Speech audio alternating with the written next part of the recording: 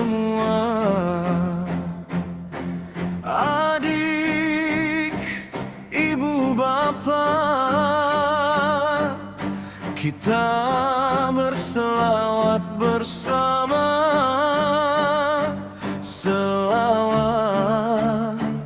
kepada Nabi. Adik, mari sama-sama.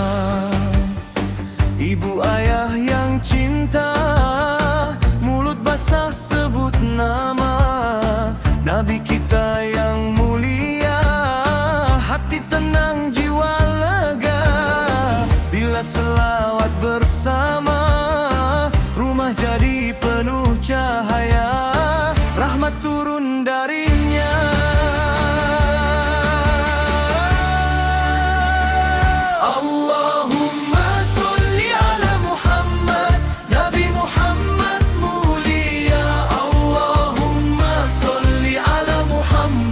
Kasih Allah selamanya. Allahumma sholli ala Muhammad, Nabi Muhammad mulia. Allahumma sholli ala Muhammad, kekasih Allah selamanya. Selawat siang dan malam, biar hati jadi tenteram.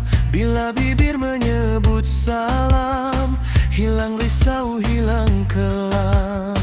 Kalau sedih banyak duka, selawat penawar jiwa. Kalau lemah rasa hampa, Nabi bawa bahagia. Adik kecil ikut sama, tepuk tangan perlahan saja. Ibu ayah senyum semua, rumah penuh cinta syurga. Sebut sekali rasa damai, sebut dua hati pun baik. Sebut tiga air mata naik, rindu Nabi sangat baik. Allahumma sholli ala Muhammad, Nabi Muhammad mulia. Allahumma sholli ala Muhammad, kekasih Allah selamanya. Allahumma sholli ala Muhammad, Nabi Muhammad mulia. Allahumma sholli ala Muhammad, kekasih Allah selamanya. Selawat siang dan malam, biar hati jadi tenteram. Bila bibir menyebut salam, hilang risau, hilang kelam. Ya Nabi, ya Rasul, ya Tuhanku, kami rindu padamu. Bimbing hati kami selalu menuju cinta dan kasih-Mu. Ya Nabi, ya Habibi, indah akhlak-Mu suci. Kami mahu berbakti sampai syurga menanti.